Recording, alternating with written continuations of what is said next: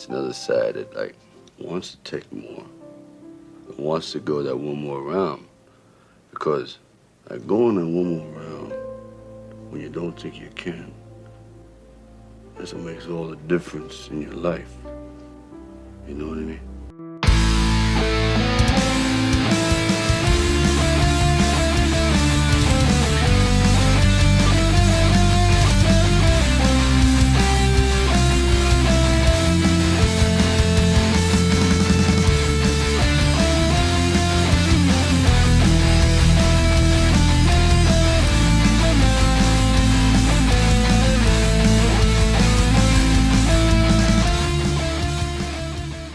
Hello and welcome everyone to One More Round, the Rocky Series podcast. I'm your host, Ryan, and with me, of course, today is Katie and Kyle. Katie, let's start with you. How are you doing?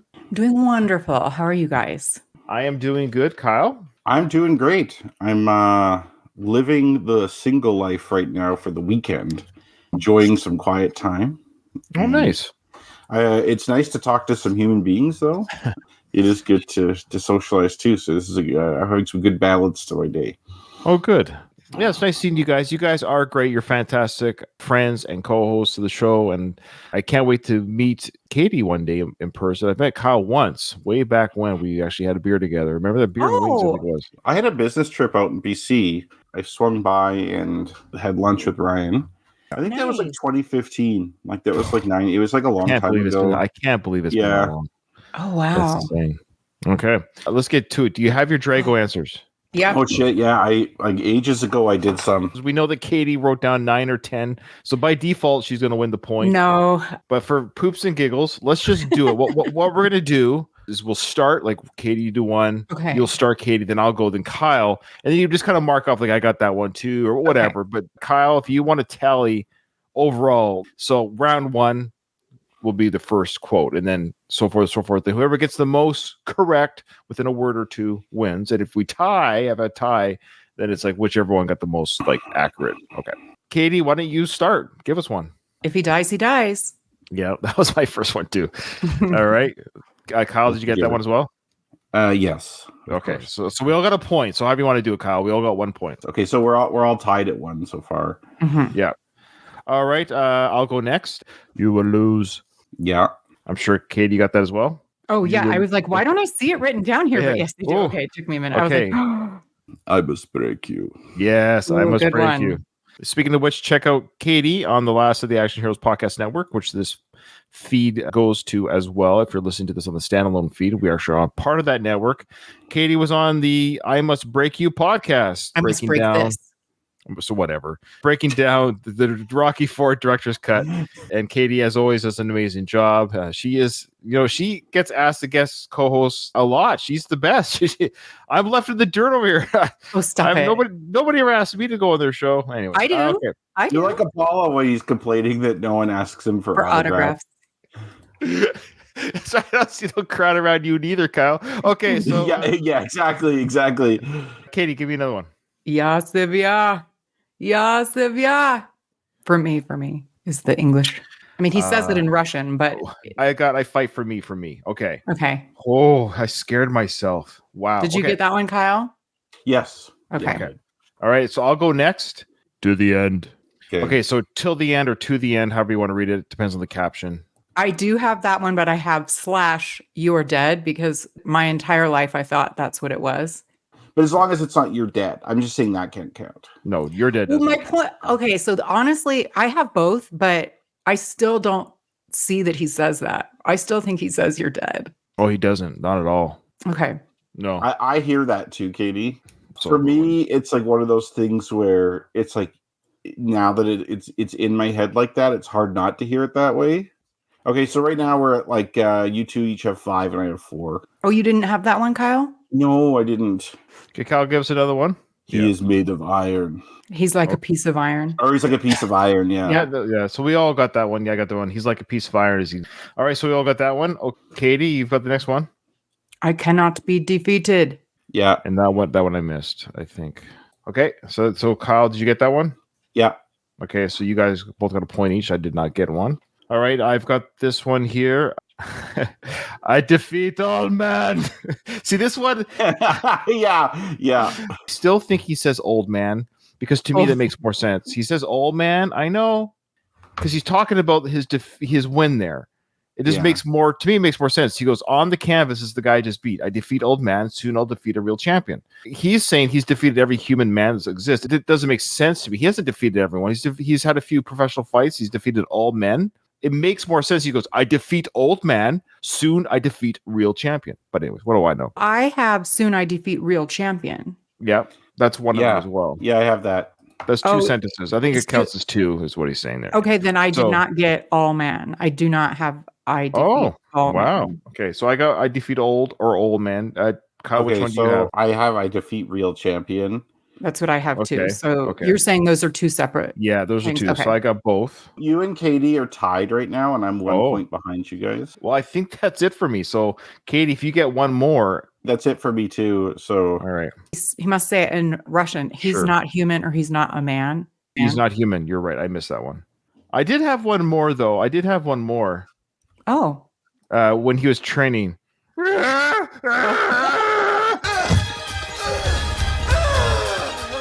He has like a Sorry.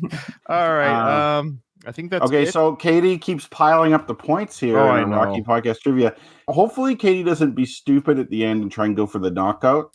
You got to defeat us on points, Katie. Yeah. Don't go toe to toe with us. Don't fight our fight. Make him fight your fight. So overall, Katie, that's right. You got 1 point after all that work. You only beat me by one quote. One quote. That's a lot for a man of my age to take, Katie. So good job. Yeah, I like it. I've watched these movies longer than you've been alive, and you still beat me. All right. Katie defeats old man. Yeah, she defeated old man. No, see, this is where it would be old men because she defeated both of us. Right. Ooh, both work. It works both ways. Okay, Katie, you got a couple emails there? Yes, I do. We have one from Doug. Greetings, my wonderful friends. I wanted to reach out regarding Rocky's comment to Adrian that you can't change what you are. If we go back to Apollo's warrior monologue earlier, Rocky and Apollo talk a lot about change. Rocky tells Apollo that they're changing and turning into regular people. And Apollo says these exact words, "You can't change what you really are." In this scene with Adrian, Rocky is simply regurgitating Apollo's words to her. Maybe he bought into Apollo's warrior way of thinking. Or maybe he's so traumatized by losing his friend that he's unconsciously reiterating the last real conversation he had with him. In my mind, I think it's Rocky's way of honoring Apollo and his memory by adopting that principle and being the warrior Apollo was. Now, obviously, he's not as eloquent as Apollo in his words, so it comes out badly. But I think he's trying to give Adrian the same speech that Apollo gave him. Maybe he's thinking, well, it worked on me. Maybe it'll work on her. Love you guys, and I can't wait to talk to you all again soon. Your brother and Rocky, Doug. Great email, Doug. As well, always well spoken. I say our emailers are better podcasters than me, anyways. They always have time to think about what they're going to write. And when you're podcasting, you're just spitting off things. But this is Greenberg, right? Doug Greenberg from the I guess sort of the retired Rocky Minute now. I know he's busy with his life, and I will never say Rocky Minute won't come back. The podcast Rocky Minute, but it looks like it's semi-retired. Because he's just busy. But he's also a guest co-host when I cover Stallone films and what have you. He's a great guy, great podcaster. We love him, and a good friend. And Rocky was even saying, we're changing to regular people. I forgot about that. I actually forgot about that connection to the change part. So it's kind of maybe, this is Rocky channeling or being defensive about being a boxer in a sense to Adrian, where he's like, we can't change who we are. Look what happened to Apollo. He tried to change who he is and ended up dead. That's just what we are. We're on this freight train of existence. It's just who we are, and that's who we are. So we talked about that last episode about our ability to change and as humans in general. But I never thought of that angle that he's kind of channeling Apollo. I don't think we even brought that up. I think that what can make you change is repeated blows to the skull. Yes, you're going to be doing some change. Rocky did some changing at the end of that fight, involuntarily. It's in the same vein that we talked about, like the boxing commission. And even Rocky saying to Apollo in the dressing room, we really don't know anything about this guy. And then that's what the boxing commission says to Rocky. So there's kind of like reverse roles there. So it's kind of in the same vein. So that tracks. Like, do people really change? I think in some ways we do. Like I'm definitely a different person than I was, 15 years ago. I think we do have a core of us, like in our personality. Like they say it's maybe locked in you're like 5 or something like that. Right. Yeah. It doesn't really change. That core is you for your whole life. We can definitely change our attitudes and perspectives on things. We talked about how we grow and mature. Sure, like we're not a bumbling. We don't act like 5-year-olds. We grow. We learn about the world around us, but how we handle the world that we learn around us, I think that personality traits are formed at very young ages. I don't think we change all that much. We learn, but how Kyle handles a stressful situation, Ryan will probably handle that situation differently. Doesn't make it worse or better, but I'm just wired to be different in that same situation. We just tackle life differently. But I would say 21-year-old Ryan is probably react the same as 51-year-old Ryan will to a certain degree. But I am trying, like I've talked about before, I'm trying to be more stoic. But then we talked about how my trying to be more stoic is part of who I am. If that, you know what I mean? That's also just how I'm wired, that I want to be more stoic. I didn't even decide to be that way. I just started being, anyways. I mean, I think we're all saying the same thing. Yeah, to some degree, our personality is our personality. I mean, I would be really sad if people couldn't change, because you can choose to be open-minded to receive new information and experience new things and see something from a different. But can't you choose to be open-minded? No, what I mean by this is getting to the free will part of it. And I apologize. I'm kind of conflating the two. I find this fascinating, and I'm not very good at expressing it, so I apologize. People much smarter than me have expressed it, that I've listened on YouTube and stuff. The idea, what I'm trying to say is that you, Katie, or somebody like you, let's say, who is willing to listen to a different idea or topic, being open-minded, you think you chose to be that way, but that's just how you are. You say you're choosing to be open-minded, but you're not. You're deciding to be open-minded. It's just who you are.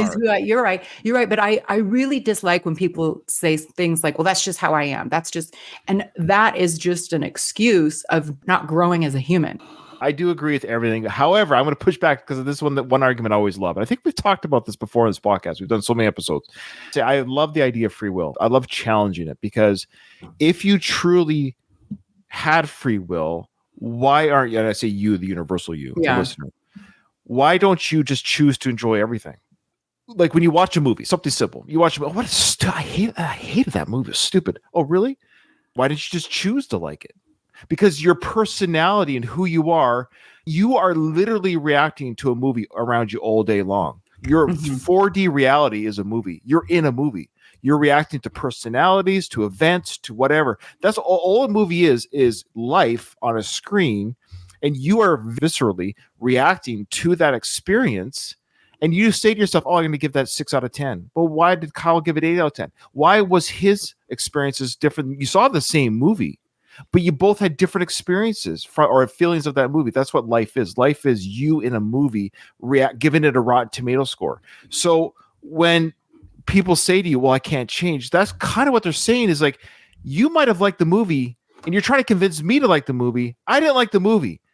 And now you're trying to tell me I have to like the movie. So when you're trying to tell someone, I need you to go on a diet, or I need you to be this way, I need you to be that way because I'm this way, this has worked for me. If everyone truly had free will, then why don't you just choose to enjoy every single experience as it happens? Because of preferences. It's like you like broccoli or you don't like broccoli. Then that's life. Apply those same principles to your 4D experience. How do you separate the two? They're slightly different. How? You can enjoy something and still recognize that maybe wasn't for me. Like to your point about you can choose to have an open mind about a movie. I'm not saying you're shiting on everything. I understand you say, oh yeah, I know those people who worked on the film did they worked very hard, even though the product wasn't. We're not talking about being diplomatic. Yeah. You still didn't enjoy the film. You can paint it any way you want, but you walked away from the movie like, ugh, that wasn't my cup of tea. Isn't it more fun to enjoy something than to not enjoy something? So if it is more fun to enjoy something to not enjoy something, that's why the word exists. Then why not just choose to accept and enjoy everything? We can't choose that. We can't, because we are who we are. Well, you can acquire a taste for something. There are things that yeah. Because you are because that's what you're doing. That's what you're doing. Okay. I think I'm not expressing. I think I see what you're saying, Ryan. And also you, Katie, because like for example, someone who like appears very stubborn, who says like, oh, like I am who I am, like don't change me, things like that. Someone like that could possibly over time become more open-minded or less stubborn based on a variety of things, maybe an experience they had. If they're in a culture, for example, where you're not open-minded, that's going to affect you. Mm-hmm. But probably deep down, there's something in you that wants to be open-minded or not open-minded. I think that's kind of what Ryan's getting at. Yeah, but okay. if I hear someone say who's like really closed-minded, I'm not going to just be like, well, that's the way they are. I just have to accept that. You probably, with some work, could change the way you think. Yeah. Mm-hmm. Yes, because that's who you are doing that. Yeah. I'm not expressing it very well, but I'm just saying. I'm going to send you something after offline. I think you might just read it and tell me what you think. That's all. It's a fascinating discussion. People much smarter than me who study brains and life and neuroscientists and philosophers, and I don't understand anything. But we have failed to solve free will. I want to apologize to the listeners that we did not come to a definitive. No, I don't. I find it more of 2 minutes. We didn't tackle that. We one. didn't solve free will. I'm sorry, but we can give decent commentary on the films. I love this stuff. I love philosophical discussions and how life works. Yeah. All right, Katie. Maybe our listeners don't. I'm sorry, folks. Katie, the one more email there. We do. It's from Michael from the Screen Nerds podcast. Hey, Ryan, Katie, and Kyle. Glad you're feeling better, Ryan. Some thoughts on episode 9. I always loved the cinematography of the staircase scene with Rocky and Adrian. I thought it was such a cool piece with how the scene is lit, with the light and shadows on Rocky while Adrian is in full light. I don't think either Rocky or Adrian are speaking logically here. I think especially Adrian is speaking emotionally, and sometimes you say things that don't necessarily make complete sense. Adrian here was upset and angry, yet still loves Rocky and is almost trying to process her feelings in real time. Rocky, too, in his responses to Adrian, is very much speaking from emotion. But I will say, out of the two versions, I do prefer the director's cut. It highlights more of Adrian's emotions, and Talia Shire gives a tremendous performance there. And just getting a little into the No Easy Way Out montage, I get why Sly did the flashbacks in black and white in the director's cut, because that feels more cinematic as far as memories go. Though I understand why Kyle prefers the original cut version with it being in full color. Looking forward to what's in store next, Michael. Thank you, Michael. Well said, as always. And yeah, not much more to add. We talked a lot about that breakdown scene. One of the comments we actually got on YouTube was they were saying that we did a great job, but we're maybe too critical. I was like, we might have dissected it too much, maybe. I don't think we were too critical, but you don't have to agree with their opinions. That's fine. That's fair. But that's what we're here to do, folks, is to break this down scene by scene and moment by moment. So we're going to do that now. We're going to do the original cut first. So we're not going to do the montage. We talked about it last episode. We know the whole montage is flashback scenes. It's just the previous films, another montage of the previous films events, which we talked ad nauseum throughout our podcast. And of course, it was black and white was the director's cut. That's the only difference. If I remember correctly, there was nothing new added to the flashback. It was just black and white. Okay, so we're going to go to the original cut. I love that suitcase so much. Yeah. That's Polly's luggage, I guess, the plaid. Yes, I love it. Yeah, it is very nice. You know what? This is funny. I agree. I would love to have that today, that set today. That'd be so cool. Yeah. The reason why they're showing that then, though, in 1985, it's supposed to be comical that luggage exists for Polly's. It's not supposed to be cool. Right. It's iscomical that Polly has plaid old suitcase luggage, but funny now in 2024 we all kind of agree that'd be cool to have that luggage. Isn't that weird how styles change? And it is, but I will say I'm impressed that he has the full set still, like someone like Polly, to not just have like a random piece here and a random piece here, but he has the whole set. Yeah, he probably got it as a Christmas gift probably at some year from the Rockies. I'm assuming at least one of those suitcases is completely full of those porn comics that he looks at.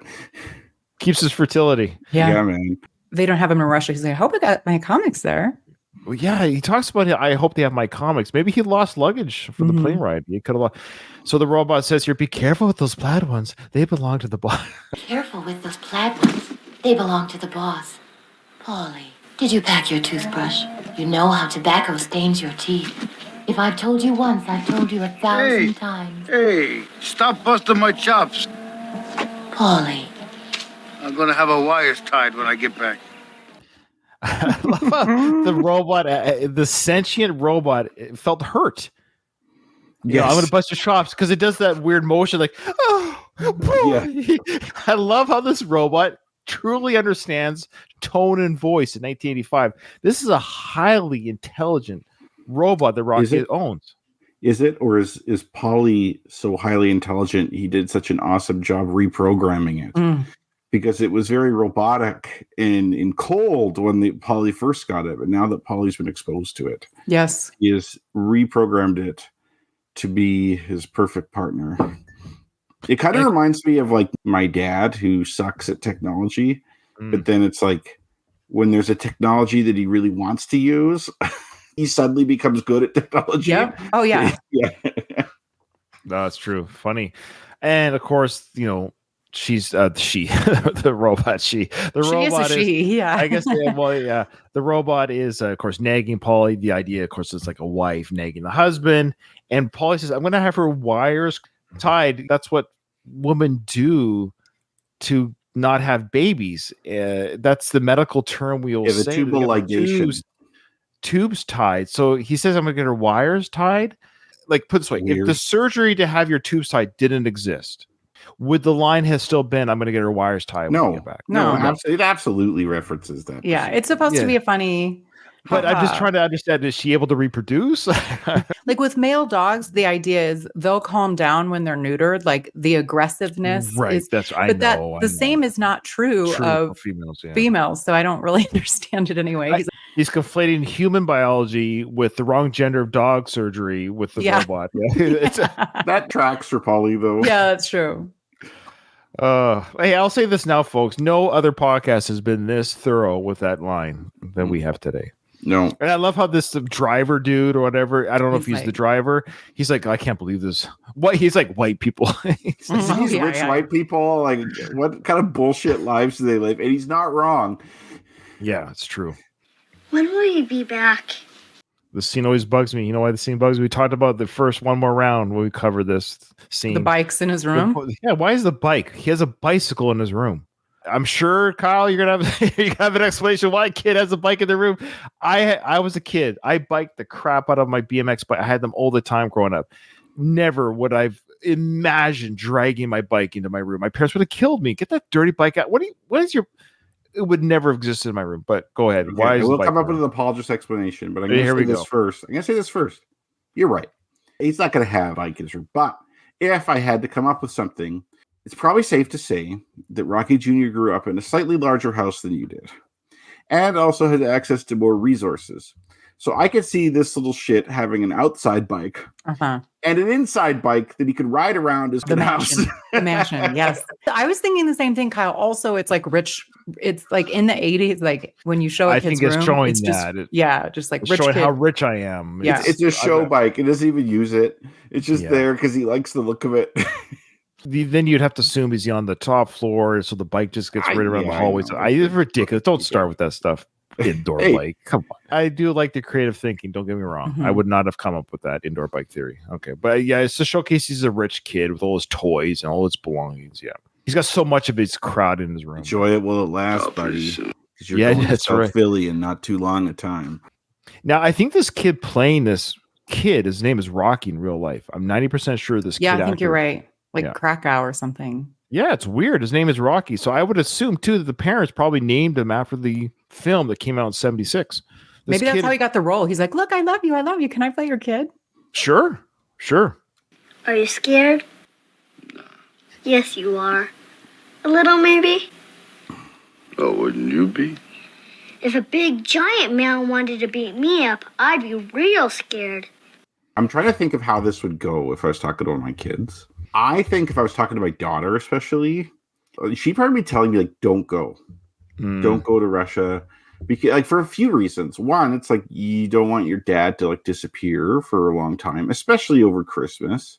Sure. And two, like, this kid would know that Apollo got killed in the ring. Like, he'd probably be worried that his dad is, I don't know. I feel like my daughter would think that, but I could also see other kids being like, my dad could do anything. And if like anyone could beat up this guy, it's my dad. So I think my daughter would be like, no, my dad's going to get f***ed up for sure. That's true, but I think they're probably sheltering him from the realistic nature of what could happen. don't forget the same child has already seen Rocky get destroyed by Hulk Hogan in the ring, just a couple of years previous. So he's kind of used to giant men wanting Is to beat Daddy this guy. having fun? Yeah, of course. Well, the truth is, sometimes I do get a little scared, But I'm in that ring and I'm really getting hit on. And my arms hurt so much I can't even lift them. And I'm thinking, God, I wish this guy would hit me on the chin so I don't feel nothing anymore. Now, Is that a real thing? He means is get put to sleep. Well, No, okay. I always just wondered, is that like a physiological thing? If you get hit a certain way, it doesn't hurt anymore? Or this glass jaw, isn't that what the old saying is? Glass jaw, somebody gets hit on the chin, they get knocked out. I've seen that's how boxers you get knock knocked out. people out is you hit them on the chin, like on the jaw, because it's like it disconnects and it like turns the lights off. Like if you want to put someone to sleep, you hit them on the jaw. And some people physiologically could take it more than others. And that's like people who can't take it. People are prone to get knocked out by getting hit in the chin like that, or they say they have a glass jaw. Or like Mickey was like saying like, you had this cast iron jaw. But he could also mean for him, because he doesn't get put to sleep. For him personally, it could mean that he just feels like he numbs out if he gets hit in the jaw. We as Rocky fans, now of course there's going to be listeners who say, I've always felt this way. Many of us actually will glide over this dialogue that Rocky, because Rocky 4 is not known for, this speech is never quoted. The speech is, Rocky 6 has the rainbow speech, and every other, the first Rocky has, I don't think I could beat him, go the distance. Every one of these has one. This is Rocky 4. This is the speech. This is that moment. That's why I actually use the beginning of every episode is this moment, one more round. One, because that's the name of our podcast, and this is when Rocky says that. But this is actually if you actually listen to everything the character's saying here, Rocky character, it's actually a really cool insight to Rocky's thought process about when he's in the ring. He's saying here, he gets so freaking tired and beaten up. He himself, even though he keeps moving forward, I'll keep moving forward. He's doing that, but he's saying it's so difficult and tough. He wishes Apollo would just knock him out cold, because then it would be over. Then it's like, oh, well, I guess I lost the fight, but then he's not suffering anymore. So he's just saying in general, when he's in the ring, he is a little bit scared, absolutely. And his arms are, they don't work for you no more. And he just wishes that he would get knocked out because it would just end it. And it's like, no harm, no foul. Well, I lost the fight. Boxers lose fights all the time. And it would just be over. If you can go that one more round. Go that one more round. When you don't think you can, like pushing yourself. That's right. So I just love how it's a really good lesson. It's probably something that he applies in his life today, Right. And of course, this is a foreshadow of his thought process when he faces Drago shortly. This is actually a very nice, heartfelt speech by Rocky to his son here. It's a soft side of him. Plus, I got to point out, that's an awesome sweater. He is always on top of his sweater game, this one. Agreed. Yeah. We're going to put this in the dad win column for Rocky. Yes. He doesn't have a ton of these, but he does have some. We're so hard on Rocky as a father. I think he's a fine father. I have seen no evidence where he's a bad father. He's leaving him for Christmas, then he could. Oh, then I'm a bad father. I was away at Qatar for Christmas for my job. Yeah, but that was your job. You're doing something that needs to be done over there. He's not. Sure, you're right. In this moment, yes, this Christmas, he didn't have to go. I agree. But that's one misstep. He's a pretty darn good parent. I mean, there's a lot of bad parents out there. I'll say this about Rocky. He's not the worst father to his son as a child. Rocky 3, you see him hanging out with his kid in like the golf cart and stuff. So you have this moment. So up until this point, I wouldn't have said Rocky's like the worst father. It's Rocky 5 and then Rocky Balboa, like the beginning part. You see his strained relationship with his son. That was from the son, though. The son caused that, man. I don't know. He was a dick. I don't know. I'm sorry. Rocky Jr. was a dick in part 6. He was a dick. He's like really hard. But he's like a teenager. I mean, I'm sorry, but Rocky and Rocky 5 was the worst dad. He doesn't talk to his son when his son moves to Vancouver. He's never met the grandkid. He's never even met his grandson until his grandson. Slow down. It's the old what came first, the chicken or the egg. You're right. Those events did happen, but those two are both stubborn. You could say that Robert wasn't a great son. I think there was a part. I think that's part of the problem but Rocky, he's so tender and soft, and he hates confrontation that I think it got to the point where he didn't call Robert because he didn't want to bother Robert. It wasn't about him not wanting to be a part of the grandson's life, because he ended up he showed up, of course, a great scene. The end of Creed 2 is one of the best scenes in the Rocky series, quite frankly. Is that reunite? You look like your grandma. Yeah, it was awesome scene. Yeah, I love it. Now, but that all being said, you're right. It got to that point, but I wonder, had one of them just said, "Hey, let bygones be bygones." Who knows? But Robert left for Vancouver because he still wanted to get out of his dad's shadow and start his life new. And I think that was insinuated or said. So it wasn't like Rocky kicked him out to Vancouver. I think Rocky would have been happy to have Robert around. We say Rocky is like a bad dad. It's all relative, right? Real bad dad would be like an abusive father. Rocky's nowhere, not in that realm whatsoever. So if we're looking at it from a wide lens, Rocky's not a bad father. He's a suboptimal dad, especially to his adult son. I think it's because he doesn't know how to deal with his emotions.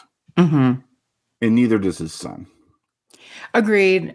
The apple doesn't fall far. They make up in Rocky Balboa. So it bothers me then that in the Creed films, the grandson thing does not track. Anyone who has kids knows parents love grandkids.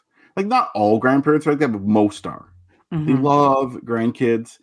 Grandkids are like the dividends of parenthood, because you get all the awesome kid experience without all the bullshit of raising the kid. It's really the best of both worlds. The idea that Rocky, his grandson wouldn't even know he exists, is asinine, unless it's a situation where they haven't, or Rocky Jr. and his dad have no relationship whatsoever. Which, like you said, Katie, after Rocky Balboa, it seems weird. I think what happened there was, and it can happen to people, it's just separation. You got somebody who doesn't call. Some people aren't callers. Some people just don't call. Some people are just like that. I don't think Rocky or Robert, they're weirdly just, Robert has his own family, young family. He's got a job. He's got a young kid. Rocky's doing his Creed stuff. He's training Adonis. I think it's just a combination of, they just hadn't, it gets to the point where you haven't done something for so long that now it's awkward. Yeah. It's like, who's the first one to make the call? It's not like, I hate my grandkid, I never want to talk to that little shite. It's not that. It's just, it becomes to the point where he's so awkward about it. And I was like, oh my gosh, I haven't talked to my son in 2 years or 3 years or whatever, since the kid was born. I probably called him to say congratulations. But when you prolong something, now it becomes awkward. And then who's the first one to admit, this is kind of awkward? We haven't talked in 3 years. So who's going to be the one? And then Robert could be like, why, Mike, he doesn't call me. We actually had friends, Becky and I, 10 years ago. 12 years ago. This guy doesn't listen to the podcast. I won't say his name, but they were like husband and wife, and we're husband and wife. And they were new friends too. And we're just becoming friends. But this guy got mad at me that I didn't call him more, or I didn't do whatever it was. Like he inserted his idea of what the relationship should be on me, but he never called me. So whatever it was, like you never call, weird. You never, So it's like, but you're not calling me. And I'm sure we've all had an experience where it's like, why are you mad that I don't call you? My phone too is not ringing. It's not like you're calling me every week and then I never return a call. We're both not talking to each other. Well, you've put the onus on me that we're not communicating. Why? I think that's what's going to happen to Rocky and Robert. It's like someone is putting the onus on the other person, so they're both not calling. Guys, especially, are not very good with this. That's one thing women do way better in their friendships, in relationships, is keep in touch with each other and keep in contact. Like, I have guy friends I can not talk to for like a year or two, and then like talk to them and it's fine later. That's not like the way you should do it, though. Like, you should keep in touch. You should talk more. So it makes it easy. And that's why, like, when guys get divorced, they're the ones who are more likely to go downhill, because like they do not have a friend network, a strong friend network outside their wife. And so when the wife goes, it's like your life falls apart. So like the wife is the social planner of the couple. Yeah. Typically. So men, prepare yourselves. I'm not saying you should prepare for divorce, but you should get your shit together. It's 50-50 chance. I went through divorce. I love that. It's got to be with a lot of different girls. Okay. All right. So I got out of my system. Hey, P.S. though, Ryan. Yes. You say you don't have any friends. What are Kyle and I over here? Minced meat, or right. what do they call it? That's why I do. That's why I do the podcast. It forces us to talk every 2 weeks. Actually, yeah. Like to get personal here, I actually really do look forward to like talking to you guys, and even like Donald and Louise and everyone else who emails the show. Like, I look forward to seeing their comments, and it's like I really like this is a social thing for me, and it's really, especially like when you have young kids and stuff, and you're super busy. Just hopping in for a podcast is like really convenient and awesome. Yeah, look at that. Look at the love. Look at the love. All right. Stop talking about this domestic stuff and get back to the film.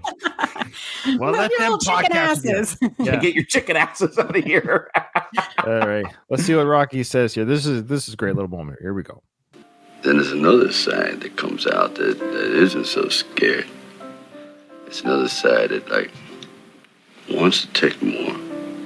It wants to go that one more round. Because like going that one more round when you don't think you can, that's what makes all the difference in your life. You know what I mean?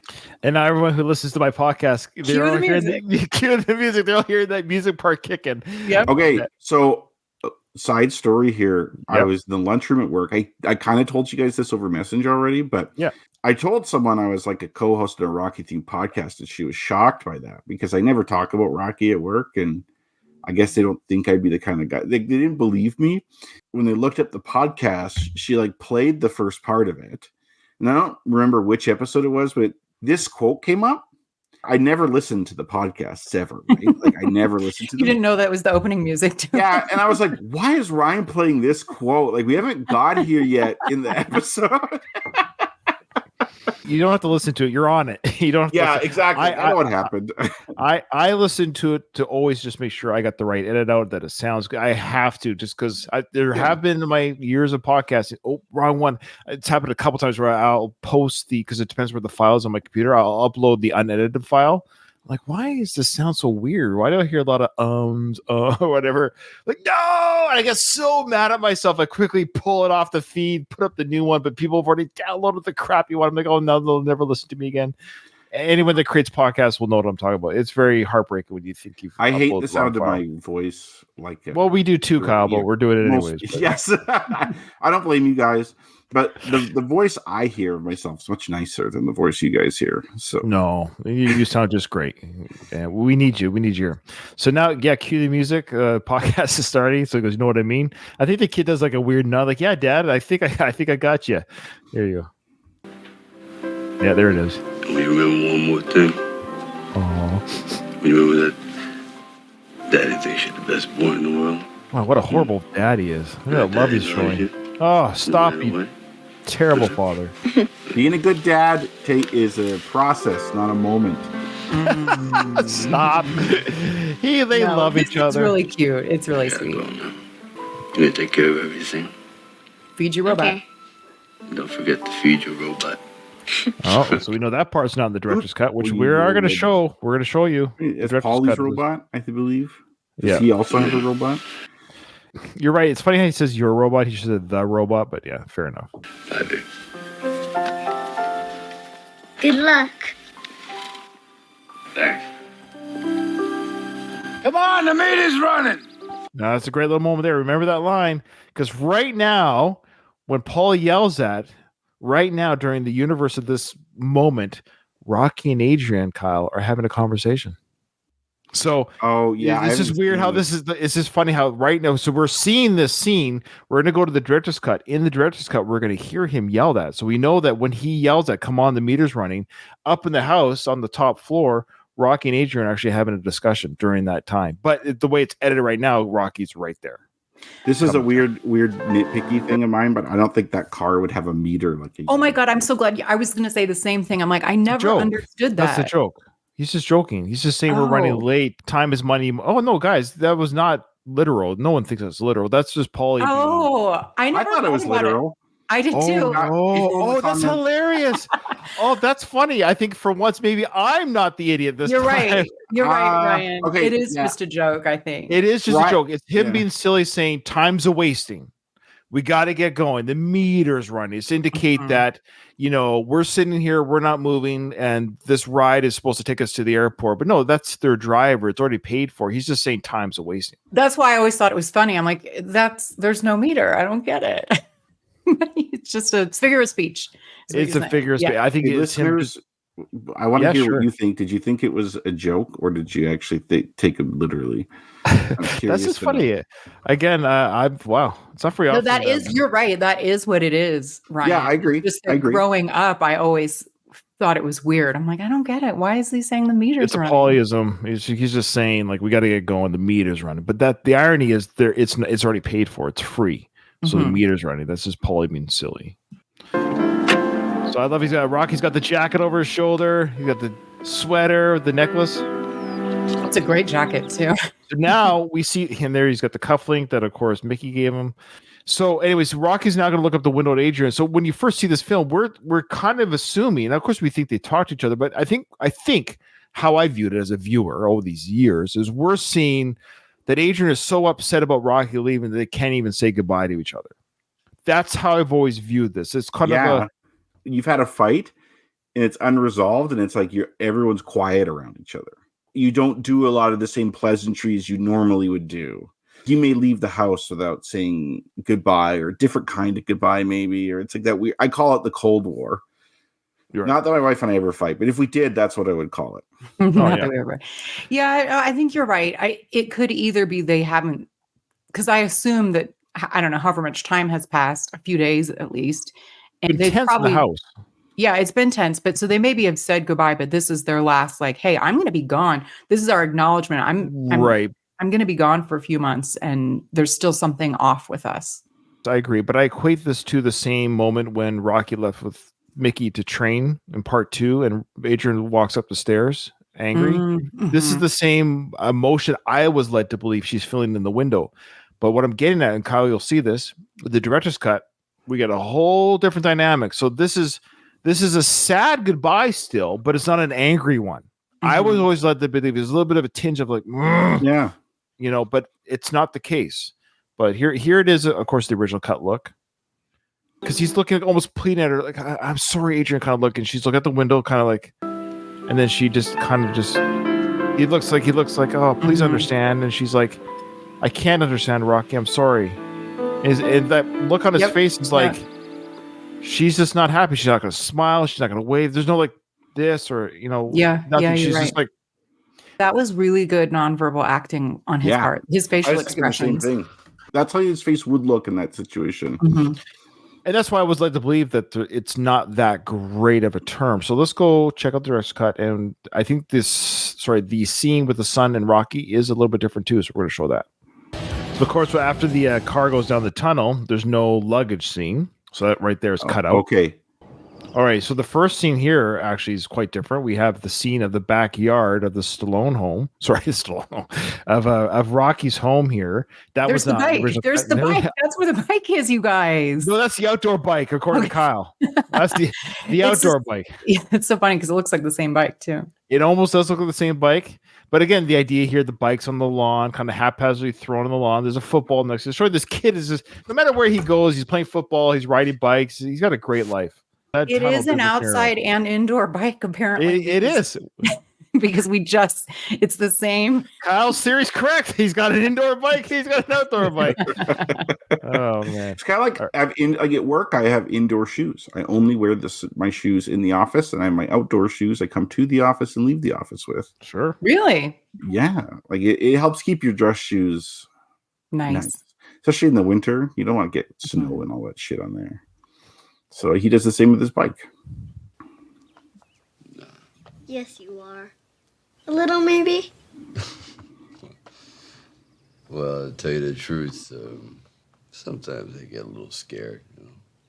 When I'm in that ring and I'm getting hit on, my arms hurt so much I can't even lift them up anymore, and I'm hoping that the other guy hits me right on the chin so I don't feel nothing anymore. There's this other side that isn't so scared, There's a side that wants to take more, that wants to go one more round. Because going that one more round is what really makes the difference in your life. Did you notice what they took out? Did you guys catch what they took out? Wouldn't you be? They cut out the whole, if a giant man wanted to beat me up, I'd be scared. They took that out. Anything silly. I take out. Anything that's silly, Yeah. he takes out. Good call, Katie. Yeah, anything remotely. How dare you have a light moment? I feel like Slot. Yeah, he wanted to make some sort of Dark Knight version of his Dark Rocky Knight character. version. Yeah. You're right. Nothing silly can exist in this film. Mm-mm. Good call. Here's There's this gonna line be a here. time when you're gonna have to do things that other people don't think are right, but you know they're gonna be right for you. And I don't care if everybody thinks they're wrong. You gotta do what you gotta do. You understand?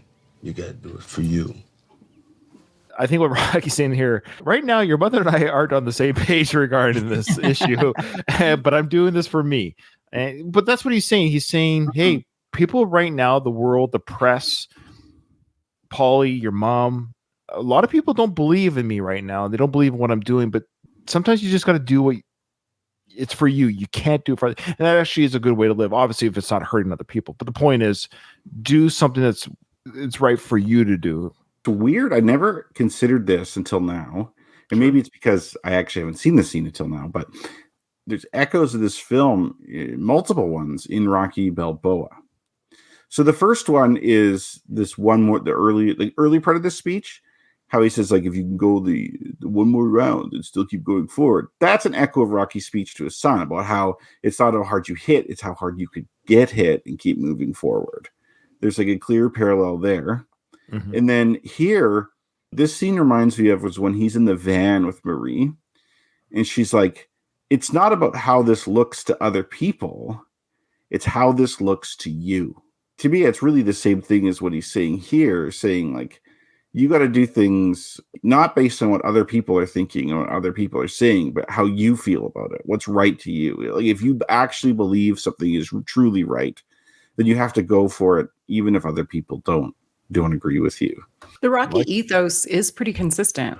Although I do think he's wrong, though. However, in this particular case, I think what he's doing is selfish. I think it goes into the realm of selfishness because he is going into a situation where there's a very, very real chance that he's not coming back. Mm-hmm. And he's going to leave his son without a father. And so for me, and this is the part where I'm like, as a dad, I'm going to look at that and be like, I'm not going to jeopardize what I have with my son and risk that because I want to like avenge this Apollo guy who I might feel bad about not dropping the towel or whatever. But if I have to choose between the two, or dropping the what's that? Nothing. Sorry. Go on. I made a stupid joke about dropping the soap. I apologize. Okay. I'm immature. I apologize. Continue. If I have to choose between the two, I'm choosing him.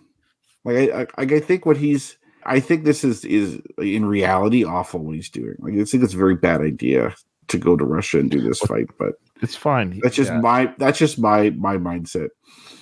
You're right. Mm-hmm. If they didn't go to Russia, they would have lost the money, and he wouldn't be a full R word in part 5. Yeah, man. A whole different universe. At least he's still alive for his son. Like, could you imagine if he got killed in the ring, or not even killed in the ring, but he got hit so hard that he was like a vegetable or something? Like he's basically not in his son's life anymore.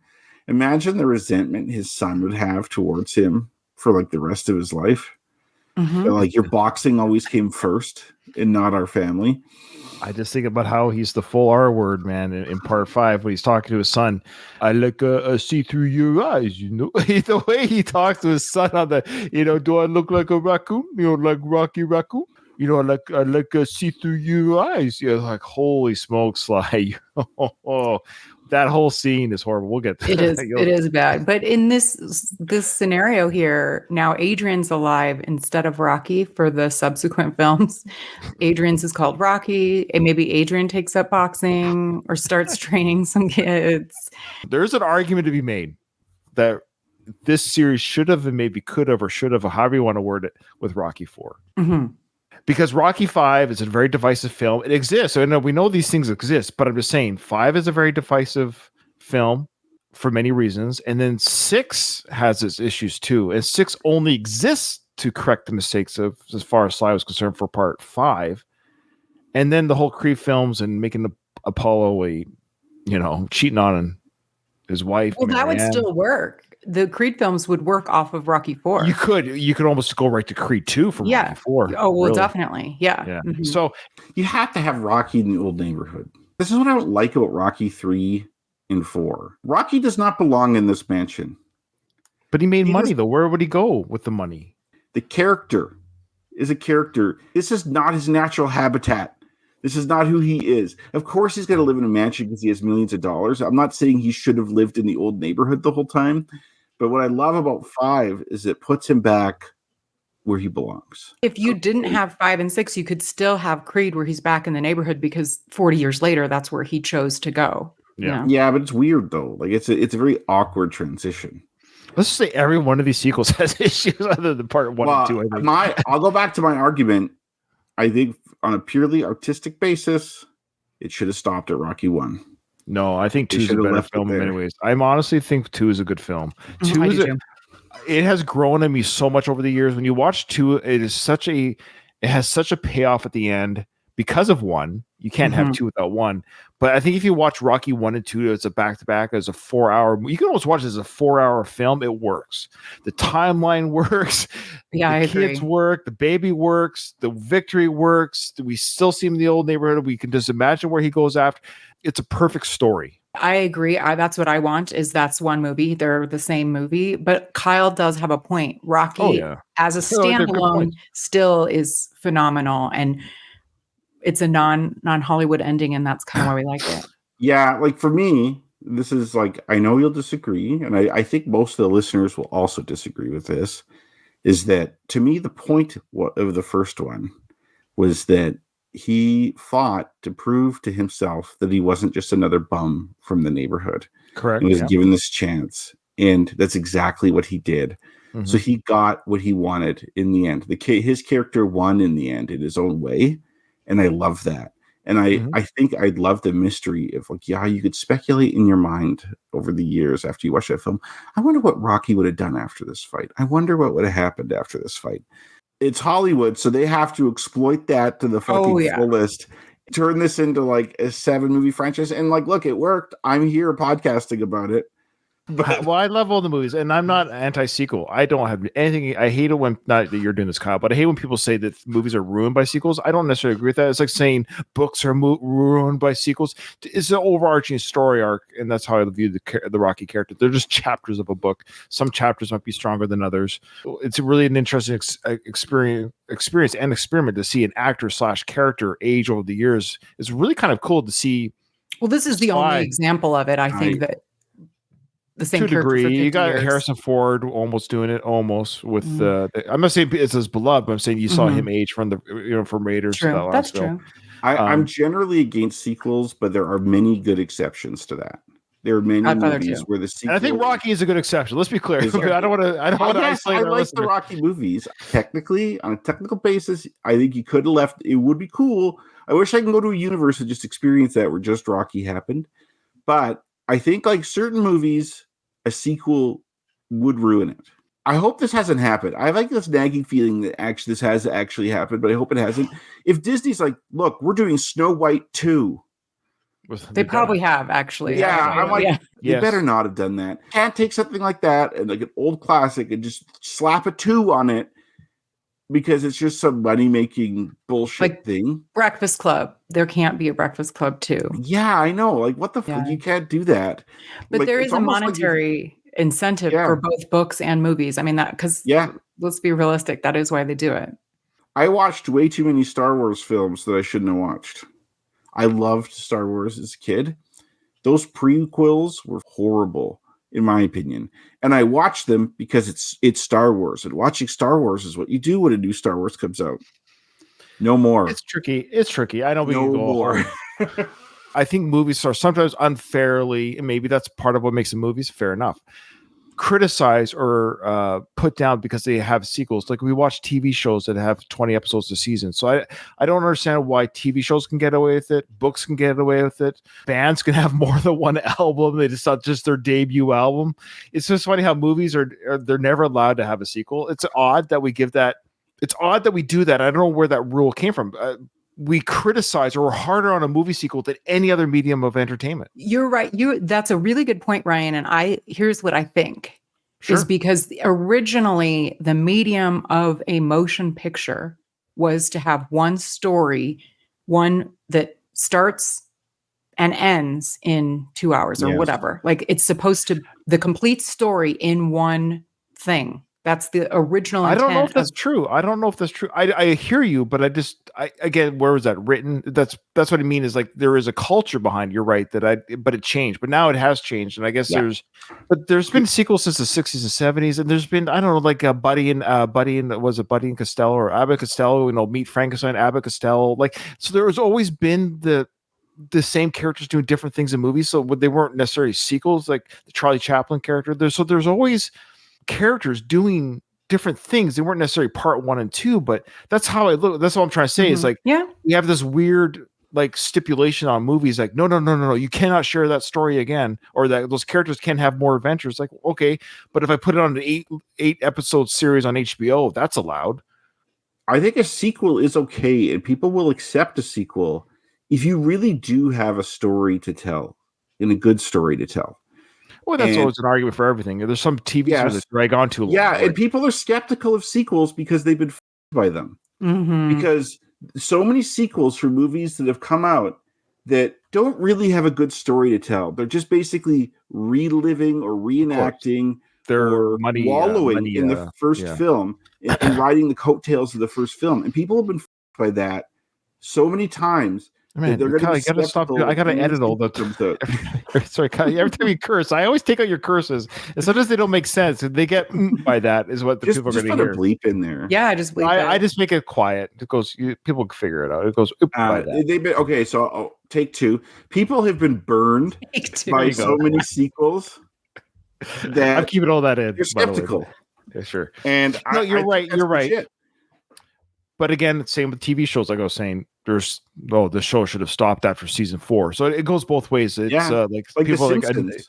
Like how dare they keep making Simpsons episodes right now? Because they make money. That's why. What are you doing? Like that show lost relevance a long time ago. Yeah, you pay with your wallet. So the problem is people are still watching whatever it is. Fast and Furious. People are still showing up. Like I'm not going to those movies, but people are. And I get it's a business. So at the end of the day, if I own the company, put it this way, if I own the movie company that ran the Fast and Furious, I'd be like, hey, those movies are stupid. But hey, Ryan, they're making millions. Okay, fine. Yeah. So I get it. It's like they're making me money. It's not hurting anybody. I don't know why people are going to these films, but if people are going to go and they're going to pay me money, they're going to make them. Okay. Well, we're going to finish this scene. This was we didn't get through very much today, but which I love. I love our discussions. I'm not in any rush to finish these films necessarily because when they're over, it's over. But this is a great discussion. I hope people enjoy our discussions because I think we're actually are talking about good, interesting things. Isn't Kyle part of a sequel? Yeah, Kyle is part of a sequel. That's a great question, Baz. I mean, Kyle was here for the Going the Distance podcast. Now he's here for the sequel. Is that what you're referring to or no? Oh, you know what? You're probably right there because I thought something that Baz couldn't have known because I'm a younger sibling. And I'm like, I am kind of a sequel and sequels aren't as good. Yeah. But Baz wouldn't know that I have an older sibling. So yeah, so Kyle was one of the co-hosts of the original podcast, and he's back again. And I think you're a lesser version of yourself. Everyone go back. He's an original character in both versions. Right. We're not really doing a sequels, which is a remake, which are a little different. But and adding Katie to the co-host was it's like when they have that you have to add a kid to the family.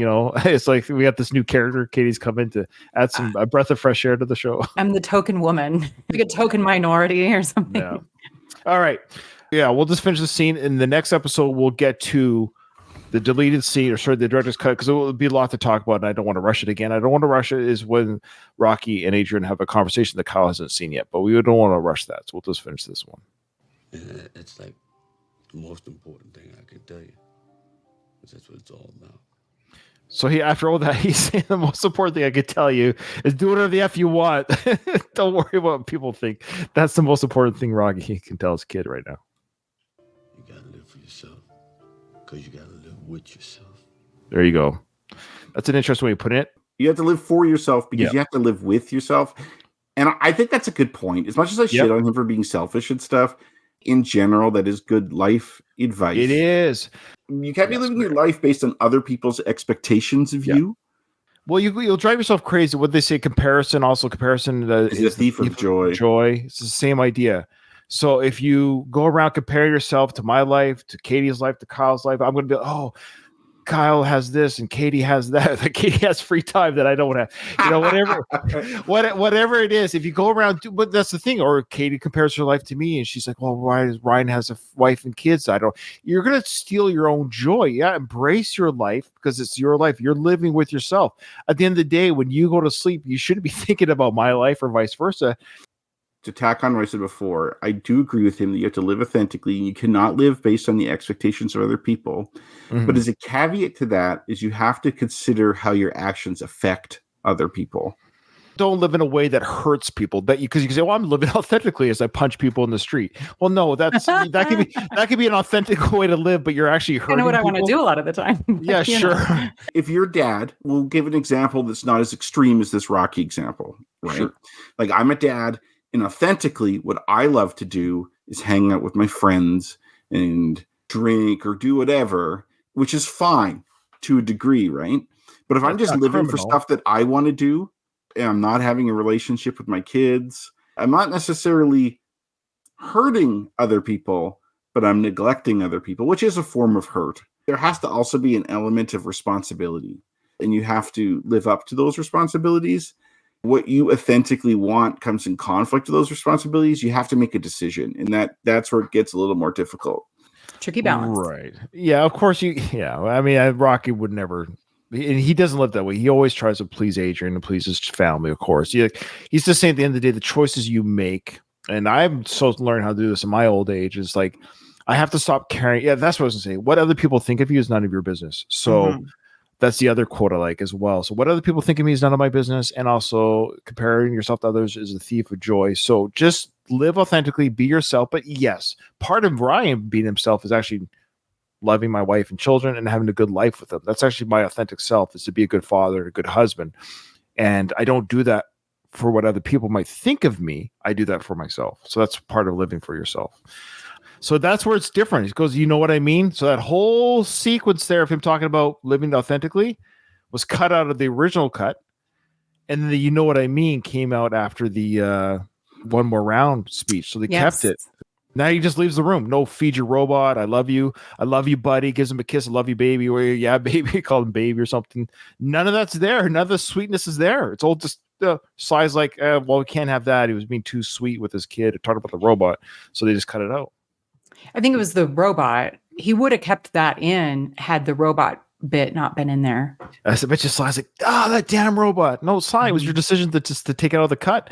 But his decision to take the robot out of the cut does kind of mar these other scenes. He's got to figure out, how do I make this work? I think I like the original better. As much as I kind of don't like the silliness is in the original for Rocky form, I feel like the scene in the original was more true to who Rocky is as a person.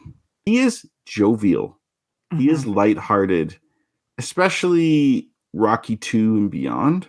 There are moments where Rocky's very serious, but saying like, make sure you feed your robot and stuff like that, that's Rocky.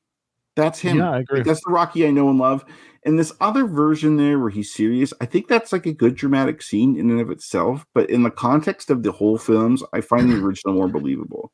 Well, here's the problem that we've talked about this with as we break it down. I know you're not saying this, Kyle, but the problem is that there's some parts of the director's cut that really works, and there's some parts that don't, and there's some parts he took out that really works, and they don't. So what his director's cut is not the ultimate cut. I think that's how we could say this. The director's cut is Sly's cut, but it's not the ultimate cut. The ultimate cut would be, there's things that he should have kept, things he should not have taken out. And I think us fans, I hate to say it, would actually have a better job piecing together a better film. I think he's just blinded by his hatred of his ex-wife and the robot. Really ruined the cut to some degree. Agreed. Though we're seeing these extra scenes that really do work, but he should have kept the robot, kept Brigitte's, lines, things like that. Like make it more full. It just needs to be extended. Yeah, that whole scene you just add that extra line, those extra lines to the original. Yeah. One thing I'm curious about, of course, this is pure speculation because I didn't see the Sly's process and can't read his mind. Sure. But I wonder if, like, because Sly is who he is, when he was doing this, I wonder how much input he took from other people. Like, I don't think it was a lot. And I think it because of who he is, he has the clout that he could be like, no, we're doing it this way. Well, that's why he is on all of his films. If he doesn't work with a director that's like a James Mangold director, which is probably the last great director he's worked with, if he doesn't work with a director that will challenge or push him, everything you see on screen is Sly's call. Yeah. Yeah, it makes sense. Yeah. All right, guys. Well, that was an awesome discussion. I personally enjoyed today. I love these side discussions, and but that is it. This episode is over. But actually, no, not over. Send us an email, guys. We appreciate the emails. We love those discussion points. Give us a rating and review on your podcast feed of choice, please. We haven't got anyone in a while. Yeah. With that, this episode is over. I didn't hear no bell.